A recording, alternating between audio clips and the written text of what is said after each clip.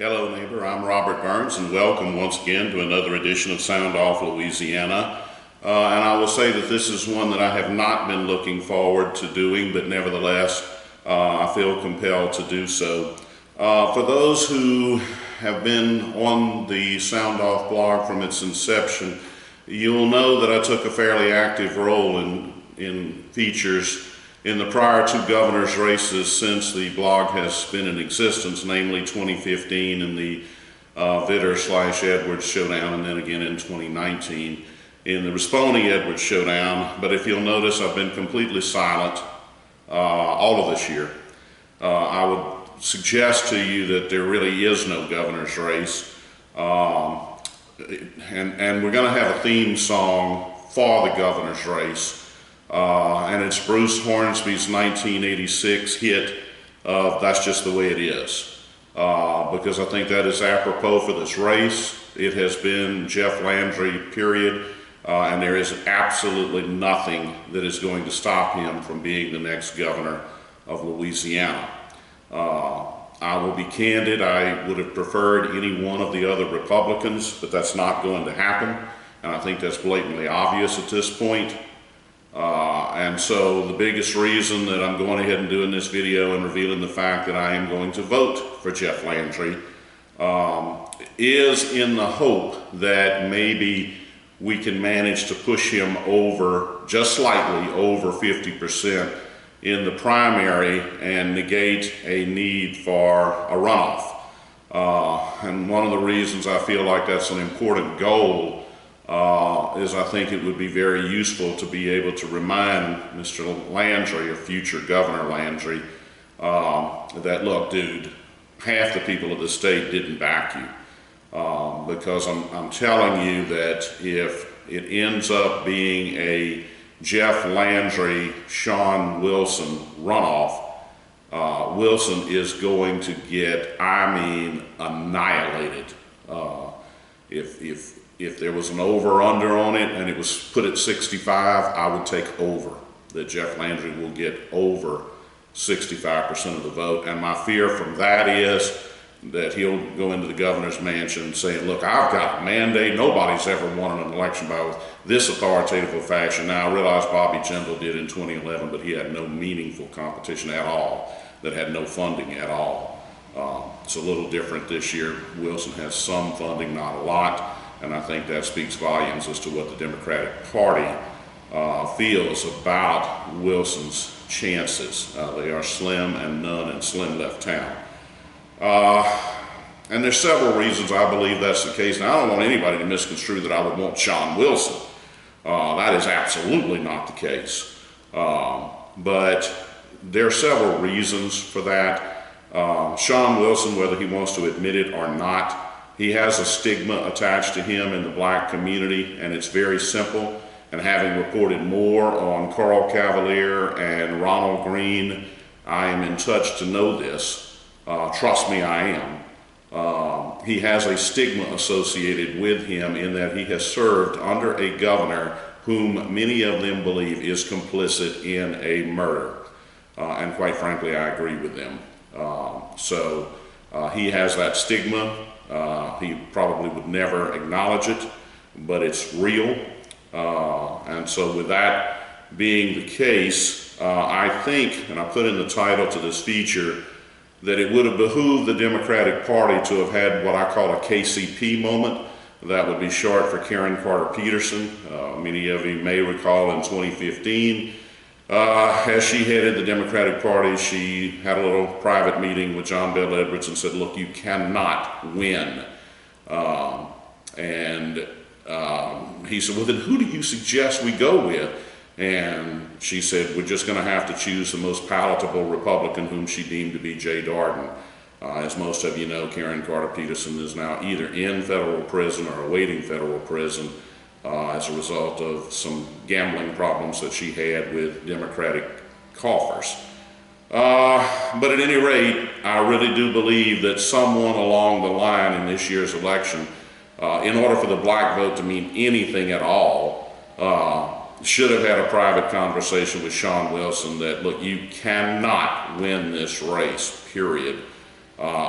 and therefore encouraged him to drop out and try to find the most palatable Republican. I have no idea who that may have been, but I know one thing. This is going to be a shellacking like nothing you've ever seen if it comes down to Jeff Landry and Sean Wilson. And I want to emphasize something. I will back that up even further from the fact that the Republican Governors Association is already running attack ads against Wilson. And we're going to break away. I tell you, we're going to break away right now and let you see the most recent one. I believe it's entitled Kingmaker. We'll be right back. The decision by the Department of Transportation is raising some eyebrows. You know, the Sean Wilson scandal. To build a bridge, Wilson handed out a sweetheart deal to the least qualified bidder. 2 other firms received higher grades and were not selected. The winner is owned by Baton Rouge businessman Jim Bernhard. And that Jim Bernhard, well, he's a Democrat mega donor. We never got a bridge, but Sean Wilson's friends got paid. RG Right Direction Practice sponsors the content advertising.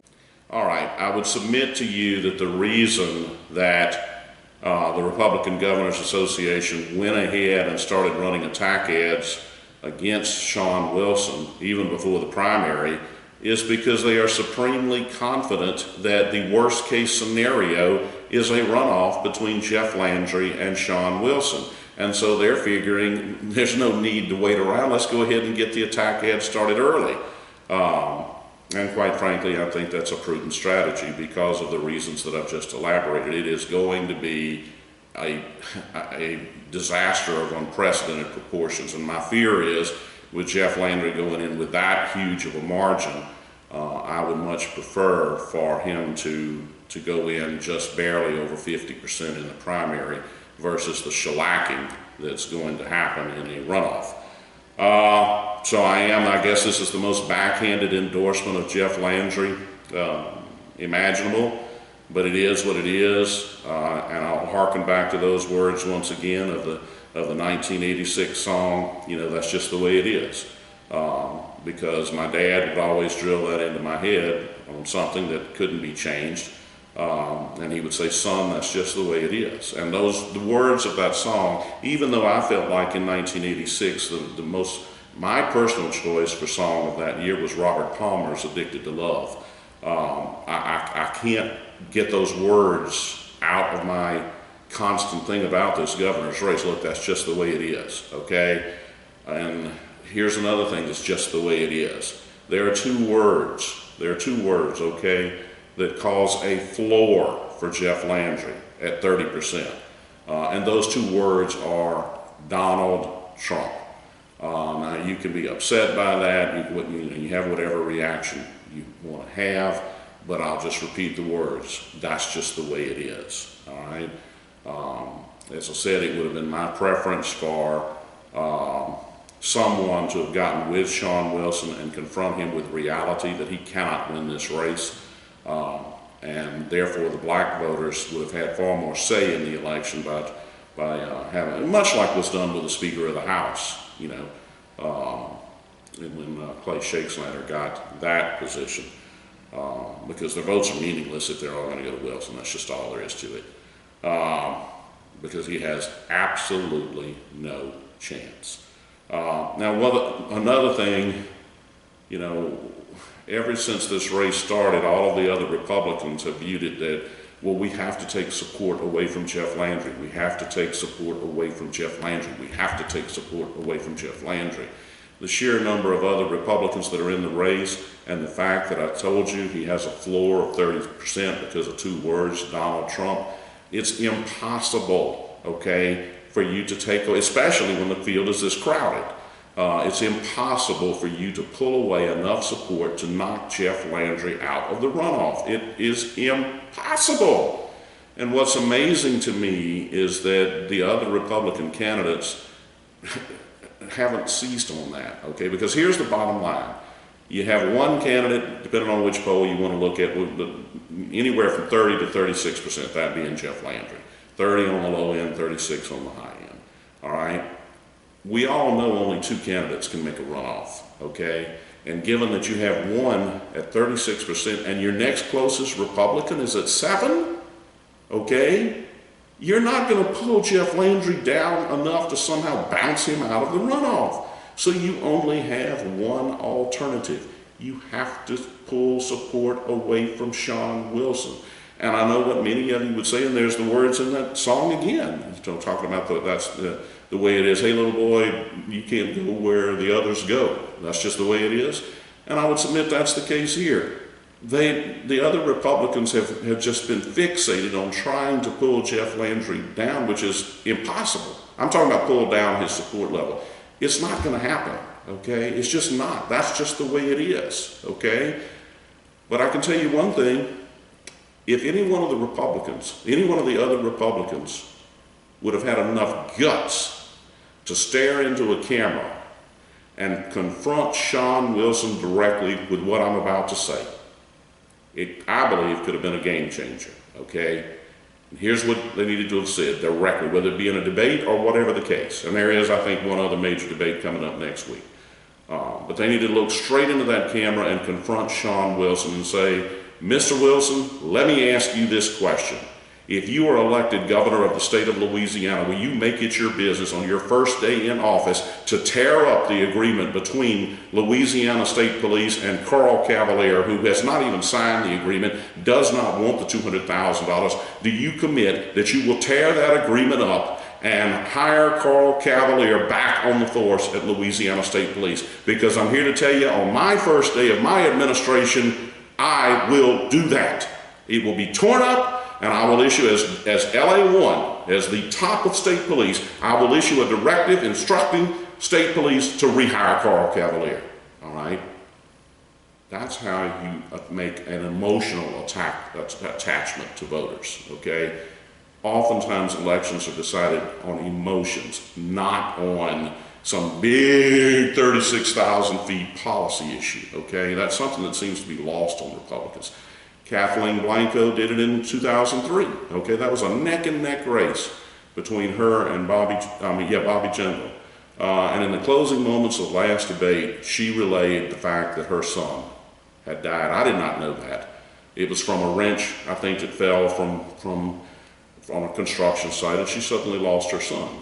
And I think that swayed enough votes, particularly the female votes, because they could associate with that. Man, how devastating is it? And yet she had the fortitude to keep going on in life. So I think emotion came into play there. I know emotion came into play in the 2015 and the whole bitter prostitutes over patriots. You know, that's all emotion, okay? And it worked for John Bel Edwards. It worked like a charm, okay? And unless you make some kind of an emotional connection, because you're not going to pull Landry down. And I'm telling you, I believe that would have been an emotional connection to it. I did share that strategy with one gubernatorial candidate, a Republican gubernatorial candidate who apparently didn't have guts enough to do it. And I don't think any of them do. But I can tell you, you make that statement to Sean Wilson, and you talk about being between a rock and a hard place. The reason being, if he says, yes, I will do that, well, then John Bel Edwards is going to get in a vehicle as fast as possible and go over there and strangle Sean Wilson, okay? And if he says no, well, he's going to have a real problem with black voters, okay? And if he avoids the question altogether and gives you his usual mealy-mouth, run around the world to say nothing, then his answer is no. You know that. If he was going to do it, he'd tell you, okay?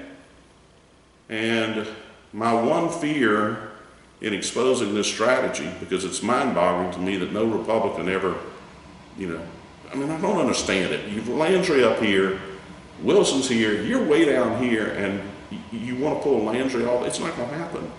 So you better find a way to get Wilson out of the runoff, okay? And they haven't been smart enough to do it. Now, my one big fear from exposing this strategy is that Hunter Landry strikes me as somebody who would have guts enough to do that. And I'm going to tell you right now, give me a choice on Jeff Landry and Hunter Lundy? Boy, that's a no-brainer. I want Jeff Landry every day of the week. I cannot think of a worse disaster than Hunter Lundy as governor of Louisiana.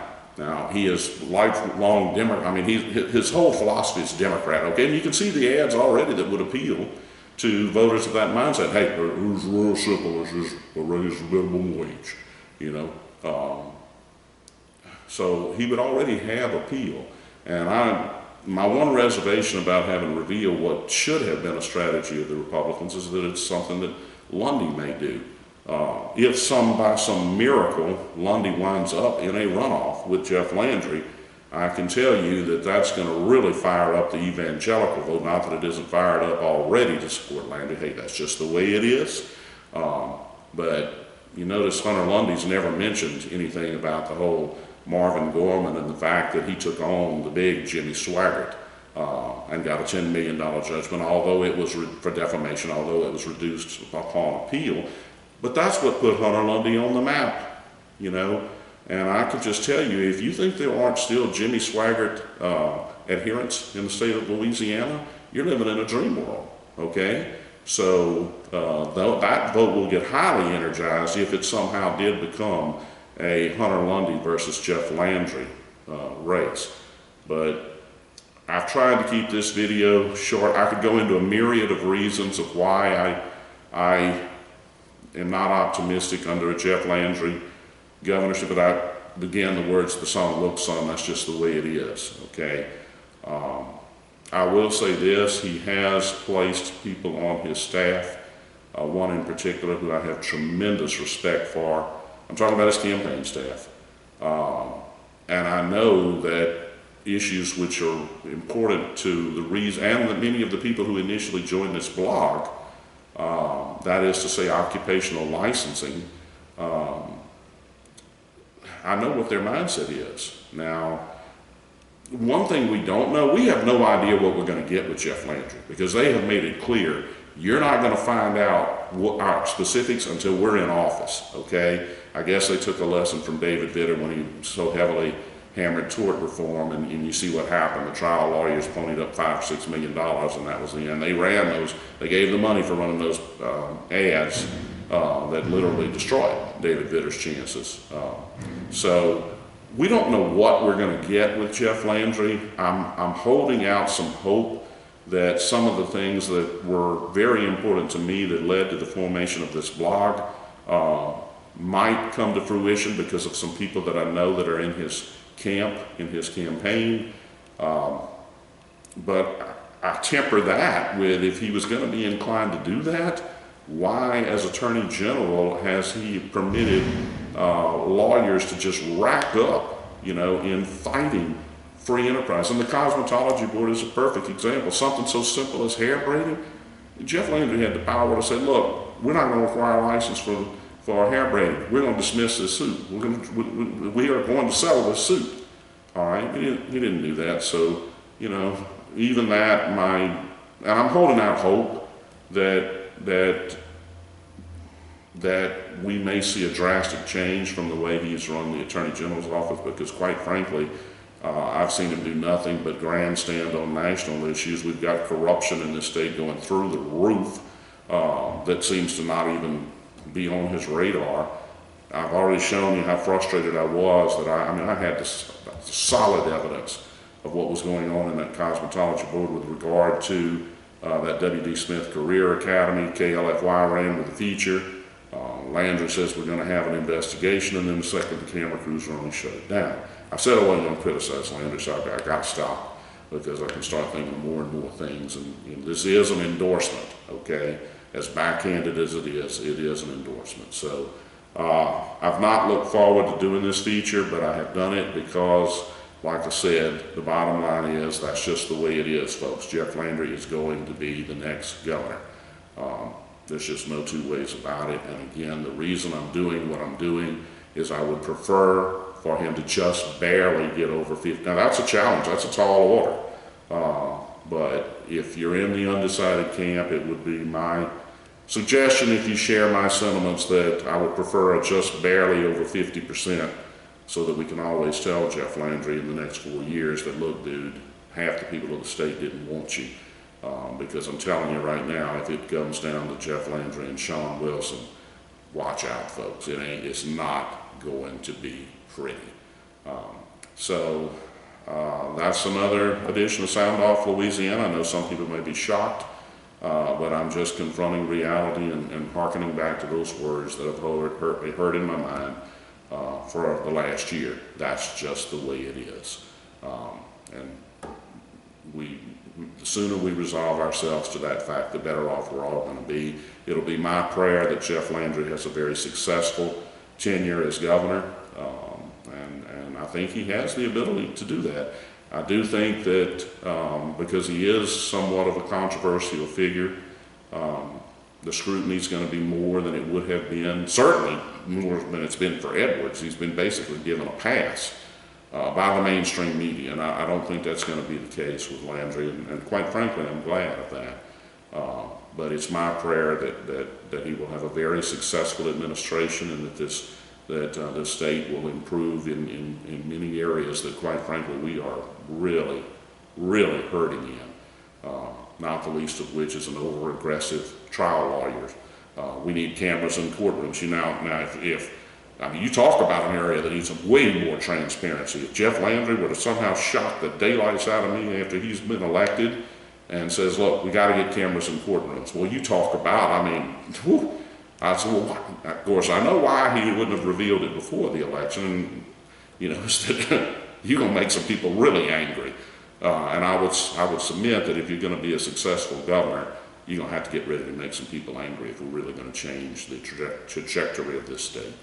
So with that, thank you for your dedication. For those of you who are shocked, I mean, some of you may say, I'm never watching another sound off again. That's your prerogative, but I've had to soul search on this, and I've come to the conclusion that that's just the way it is, and we'd be better off with him just barely over 50% than close to 65, 70%.